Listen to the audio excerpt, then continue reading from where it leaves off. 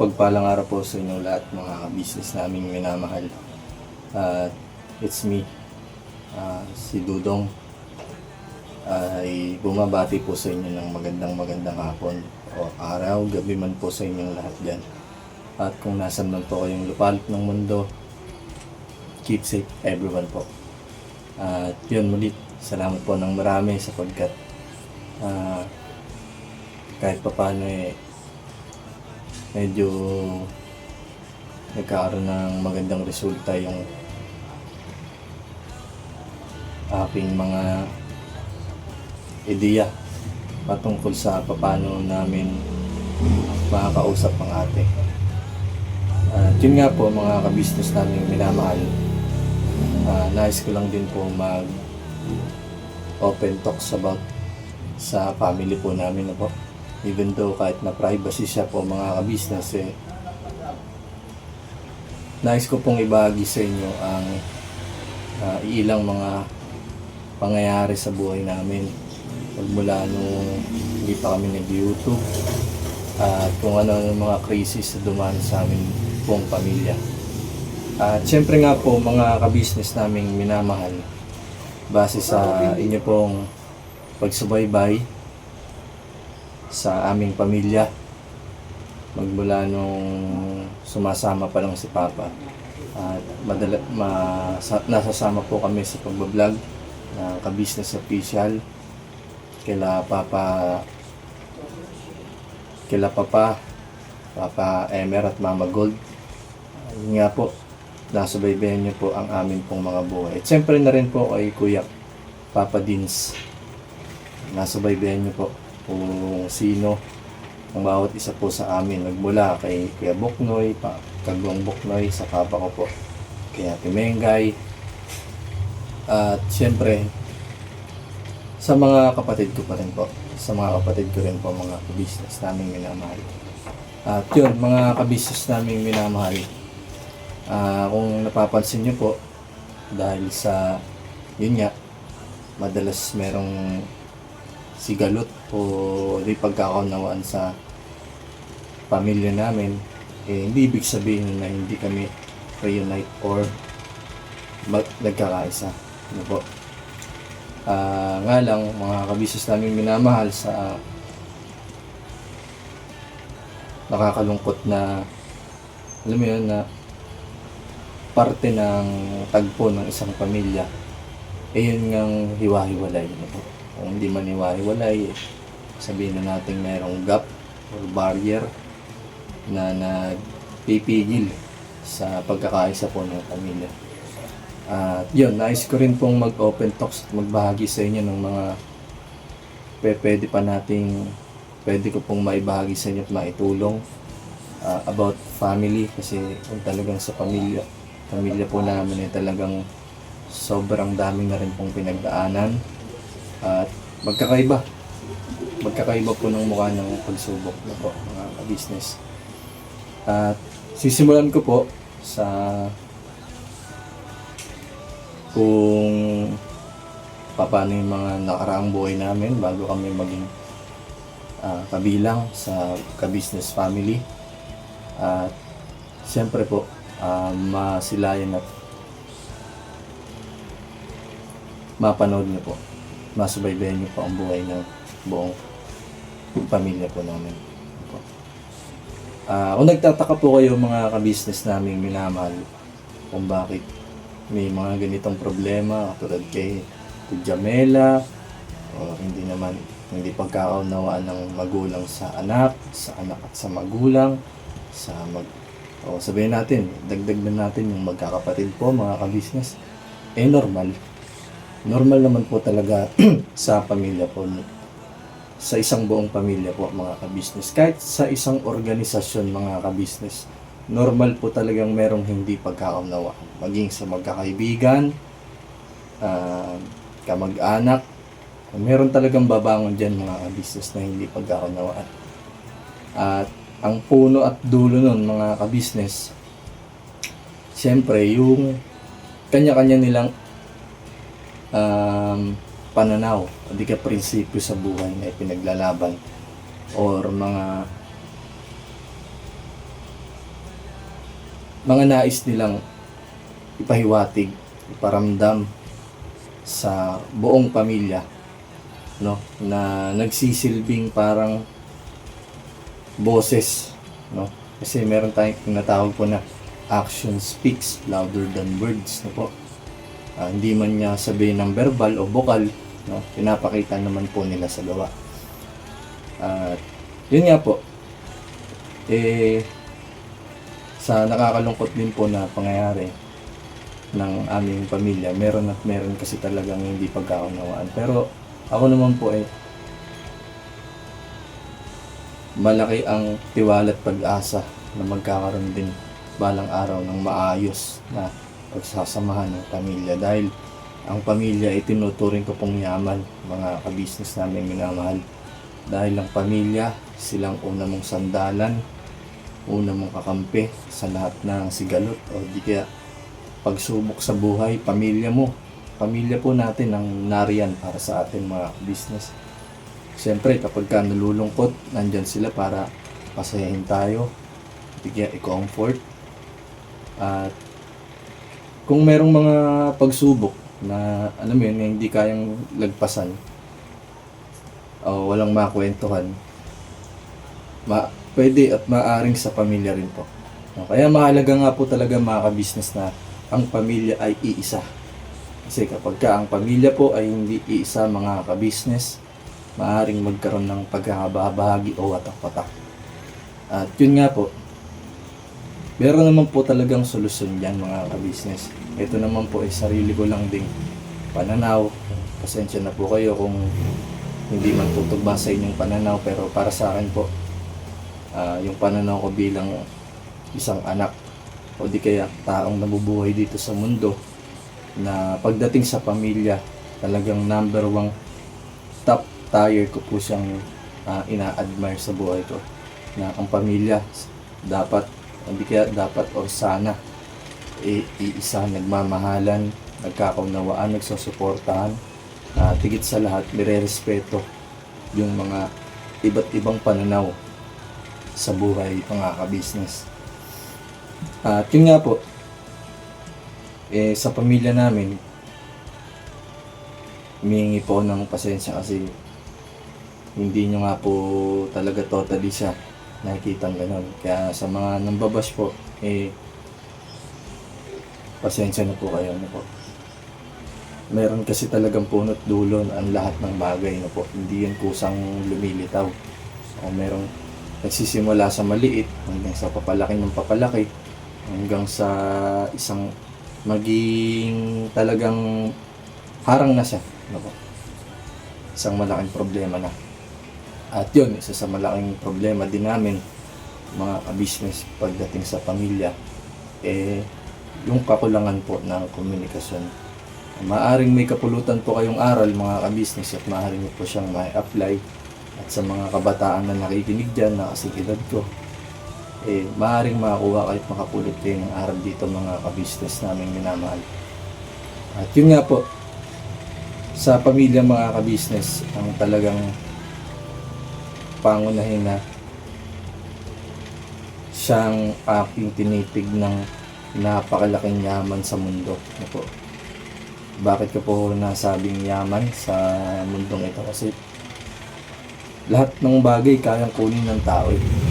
Ano po? Yung magagarang sasakyan, kayang kunin ng tao kasi alam naman natin, kayang pagsikapan, kaya po nating trabahuin na po.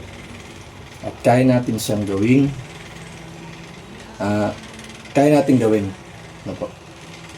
Kasi bilang tao, hindi naman tayo nalilimitahan ng ginagawa natin sa buhay. Talagang meron lang talagang pumitigil. At sa pamilya, mga ka-business, tinuturing ko sang yaman kasi nandun na lahat. Kompleto recados. Pagmamahal, pagmamalasakit, suporta, sakripisyo, at pangunawa, nandun na po lahat. Ano po? Meron kasi po talagang mga ka-business na pamilyang nabuo na hindi kumpleto at perpekto. Meron kasi wala talaga po kasi pamilyang perpekto mga ka-business. Pasensya na po kayo kung sabihin nyo, si Dodong naman nagmamagaling, piling maraming alam sa buhay. Hindi po mga ka-business. Yun lang po talaga yung aking prinsipyo. Base sa nung maliit ako hanggang sa lumaki ako, nakita ko po kasi siya, talagang inano ko siya. Pinag-aralan ko siya ng gusto. Lagi kong tinatanong sa isip. At hindi ako nawawalan ng solusyon sa isip na sana balang araw ganito magiging pamilya o mga ganun po. At yun nga po mga ka-business, ang pamilya kasi yan ang number one sandalin natin. Marami man, sabi nga daig ng mahirap na masayang pamilya ang mayamang walang kapayapaan. Ano po? Yun nga po mga ka-business, mas masarap mabuhay sa mundo kahit hindi ka ganun kayaman kung ang isang buong pamilya ay masaya. Ano po? Opo, totoo po yun mga ka-business. Yun ang aking pinaninindigan. Dahil nung mga panahon na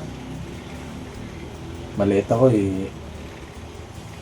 masaya na kami kahit makakain kami ng lakami, hotdog. Kahit ganun pa rin naman po ngayon. Hindi pa rin naman totally ganun kaalwa yung buhay. Pero yung saya kasi sa pamilya, yun yung talagang masarap balik-balikan at hanap-hanapin Kasi ang pamilya, tahanan, pahingahan, sumbungan, kakampi sa lahat ng bagay, problema dito sa mundo. Number one, siyempre, kadugo mo Iisa kayo ng dugot laman. No po. Ang pamilya kasi mga business dapat hindi magkaalaban magkakakampi. Sa prinsipyo, sa pananaw, dapat nagtutugma-tugma, no? Nagkakaunawaan. Parang sa gobyerno lang din yan mga ka-business Pag ang gobyerno watak-watak at hindi maayos, nagkakagulo po di ba? Ganun din sa pamilya mga ka-business. Yun, gaya nga ng mga nakaraang nasusubaybayan nyo naman po, no? Ang pamilya kasi namin mga ka-business hindi lumaki sa open communication, no? Isa sa natutunan ko nung nag-explore ako sa mundo, no? Hindi ka pala pwedeng pumasok sa isang grupo o kaya organisasyon na hindi ka marunong makipag-communicate, no po? Para kang out of nowhere sa lahat ng bagay. Wala kang ma-share, wala kang hindi ka makapag-interact, hindi ka makapag-communicate. Kung paano sinisiksik, liglig mo yung sarili mo sa isang kinikimkim mo lahat ang gusto mong sabihin, ayaw mo makipag-interact. Ano po? Ganun po yun. Sa pamilya kasi namin, mga ka-business, hindi po talaga nasanay sa ganun At ako naman po, aminado ako. Pero para sa akin kasi, yun yung number one top tier. No? Pagka ang pamilya may magandang komunikasyon, magkakaroon ng magandang resulta mga ka-business Kakaunawaan si anak, si pagulang, si nanay, si tatay, magkakapatid. Dahil sa komunikasyon. Pagka wala po yung komunikasyon mga ka-business, manghuhula tayo kung ano yung nararamdaman niya, ano yung nais sabihin, parating, may problema ba siya, anong niya, no? Kaya humahantong sa wala, hanggang sa hindi mo na lang malaman kung ba't siya lumalayo, ba't siya hindi nagsasalita, ba't siya tahimik, kasi hindi siya nakikipag-communicate. Wala kasing communication. No po. Ganun din sa pamilya, mga ka-business. Kapag walang komunikasyon, para kang nanguhula nang hindi mo alam yung sagot. No, kaya yan, nangyari po kay Jamela. Dahil yan, nagkaroon ng miscommunication. Hindi ko naman po sinisisi sila na nagkaroon sila ng ganun, kahit ako naman din po nagkakaroon ng ganun. Pero yun kasi yung totoo eh. Yun kasi yung kailangang masolusyonan eh, para maging masaya ang pamilya. At nangangahulugan din po na hindi lahat ng miyembro ng pamilya ay perfecto. Lahat po ay nagkakamali. Pangunahin sa magulang, sa mga anak, sa magkakapatid, hindi po talaga lahat perfecto, lahat po nagkakamali. Pero kayang ayusin eh. Kaya po siyang ayusin. Naniniwala po ako doon na pagka merong pamilyang wasak, o di naman sabihin natin na hindi maayos, kayang ayusin eh. Kasi dapat siguro ang number one isipin, ikabubuti ba ng pamilya namin to? Ikabubuti ba ng sambahan namin to? Ito ba'y magkakaroon ng magandang resulta sa amin? Dapat ba kami dito magiging panatag? Parang ganun po, dapat ang maging mindset. At yun, sa parte naman ni Jamela, mga ka-business, hindi ko rin siya masisi kasi nga nagkaroon din siya ng nanakit or hindi kaya meron siyang kinikilkil, no? Pagamat dumaan din ako sa punto na yun, mga ka-business, na di maiwasan yun sa anak magkaroon po ng hindi pagkakaunawaan. Darating at darating yung punto na yun, mga ka-business. Pero gaya nga ng mga payo ng mga nakakatanda sa atin, ng mga magulang o di kaya hindi, kaibigan, minsan yung kapamilya mo pa ngayon magtuturo sa inyo, hindi mo kapamilya yung magtuturo sa inyo ng ganun eh, no? Pero yun nga po,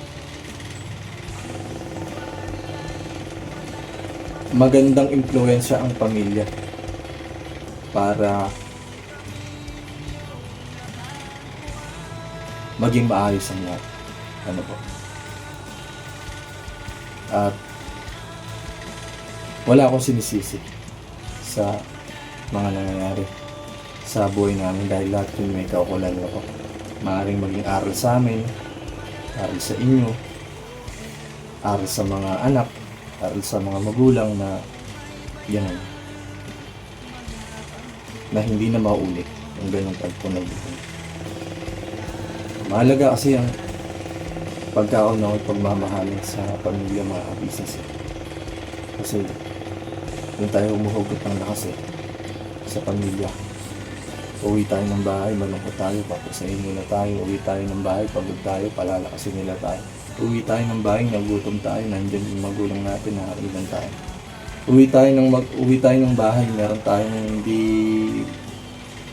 maganda nangyari sa labas. Na hindi ka, nagkaroon ka ng, sabihin natin, kaaway, diba? Pamilya mo pa rin yun nandyan. Nagkaroon ka ng naninira sa'yo, pamilya mo pa rin yun nandyan, no? So, pamilya po talaga ang number one sa mundo dyan. Kay Jamela po, mga ka-business, meron pa siyang, alam ko, meron pang chance eh. Naniniwala ako. At kung mapapanood ng ate ko, sana huwag ka nang magdamdam kasi yun nga, walang perfectong magulang, walang perfectong anak.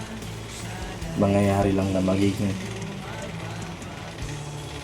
parang perfecto yung isang bagay kapag pinili niyong maging okay, pinili niyong maging ayos, no? Both side, parents and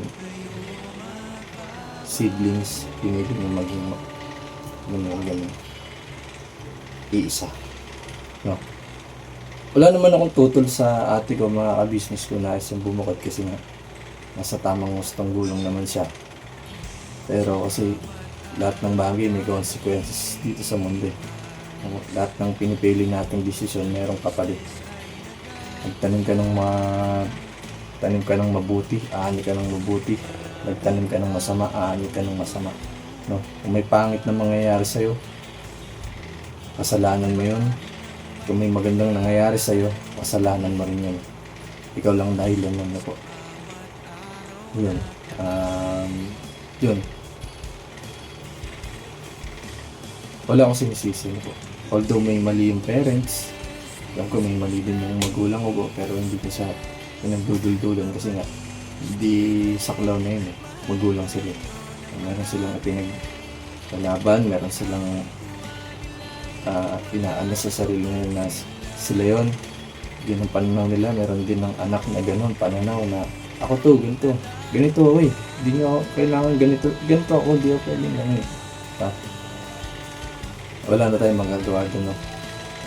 Ang magpapasa na lang ng tadhana at langit yung talagang pag-iibayuhin at pagiging gagawing mabuti ang lahat.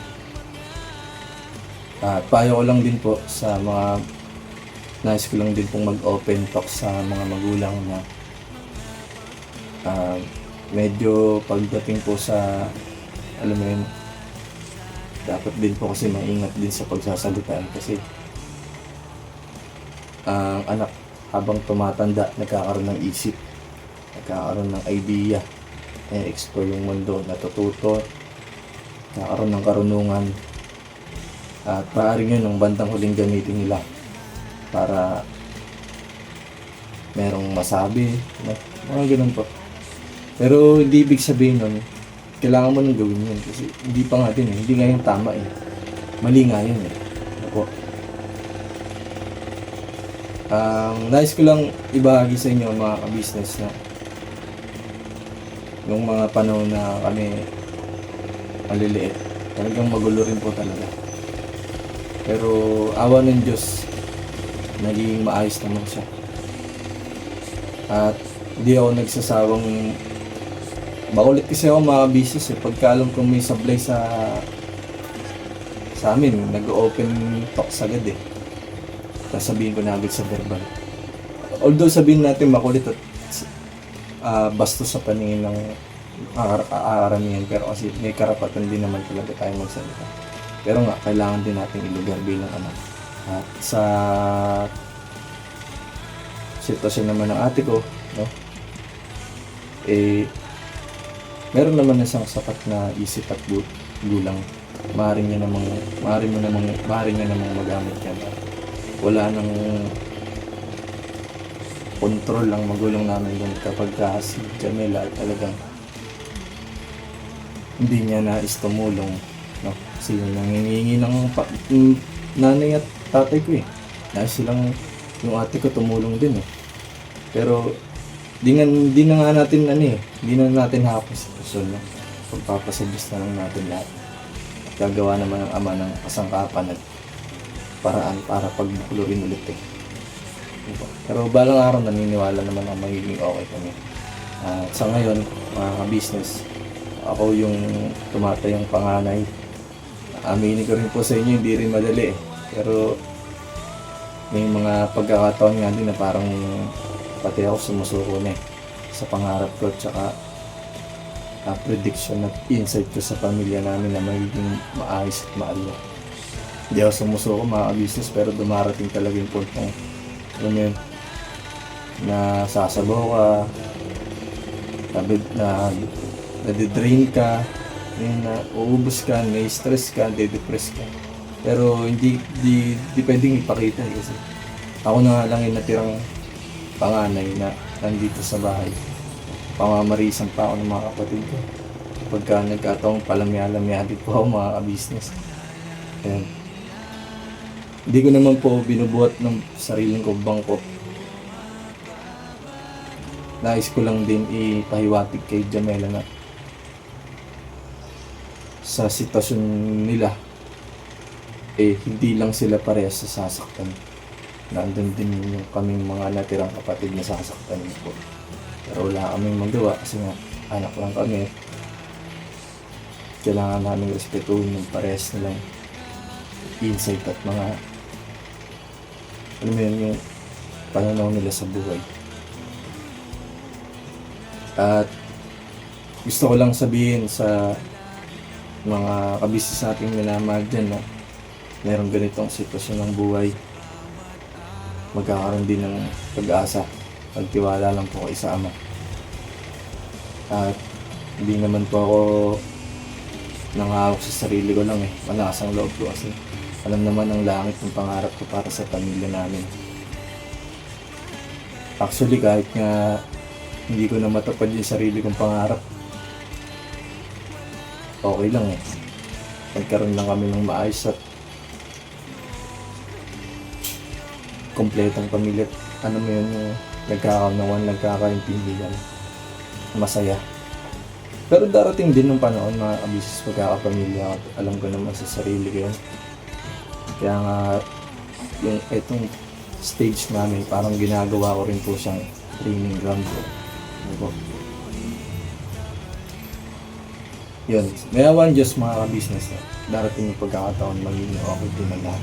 Meron man po kayong mga pamilya dyan na kung meron po kayong kapamilya na hindi okay, o meron kayong hindi pagkakaunawaan, ipagpasa Diyos nyo lang po at bibigay ng langit yung sagot niyan. At siyempre naman, Patalastas po muna tayo sandali lang po mga minamahal naming mga ka-business. Kami po ay dealer ng lahat ng klase ng mga sewing machine. Meron tayong brand new, slight use, second hand, at meron din po tayong mga high speed, aging, piping, button hole, button sew at iba't ibang uri pa po ng mga makinang ginagamit sa pananahi. Kami rin po ay tumutulong sa mga gustong mag-put up na kanilang sariling patahian. It's either a tailoring shop or a garments, dress shop, para po kayo ay may i-guide namin kung anong mga sewing machine ang inyong kakailanganin. Please po feel free to inquire at kami po ay magiging masaya na kayo ay aming paglingkuran. O tuloy na panonood mga ka-business, tira! bilang isang tao, alam naman natin ang hihina tayo, dumarating tayo sa stress moments, depressed moments, lalo pagka malayo sa pamilya. Nakaramdam ka ng lungkot, ng alam mo yun, yung parang breakdown moments na huwag na tayong makalimot sa Diyos mga kabisis. Yun lang yun. Siya yung number 1 kampi natin dito sa mundo, bukod sa pamilya. At yun nga po mga kabisis naming minamahal, salamat ng marami sapagkat kahit papano yung mga negatibong komento nyo po ay nagkaaroon ng positibong pananaw para sa akin. Ewan ko lang, sa akin po bilang isang anak din.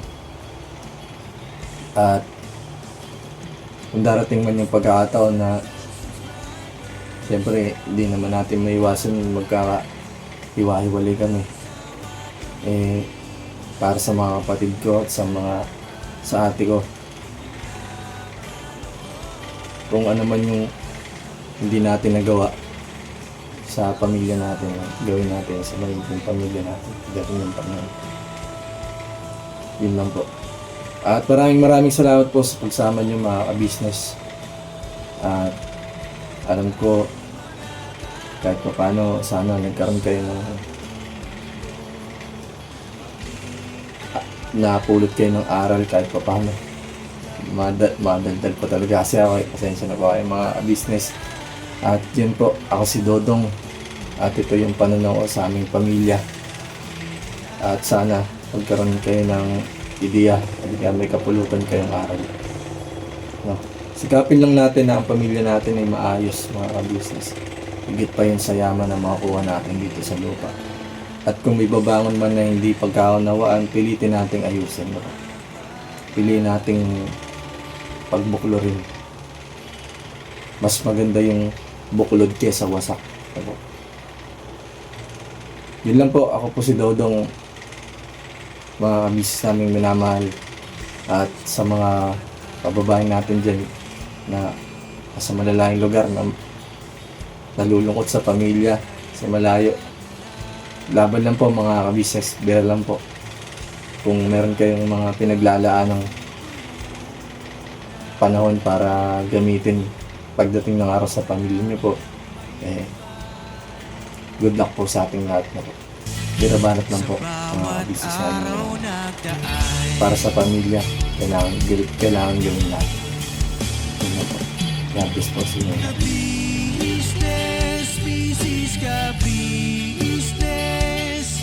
Papadin Steve, mahal kayo ng marami.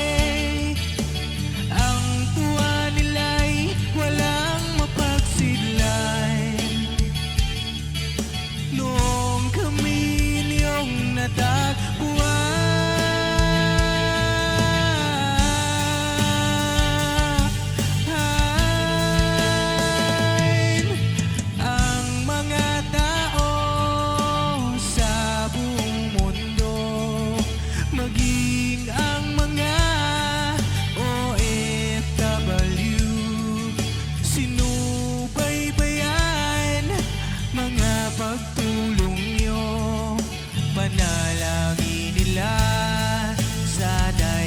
hindi kayo magbabago.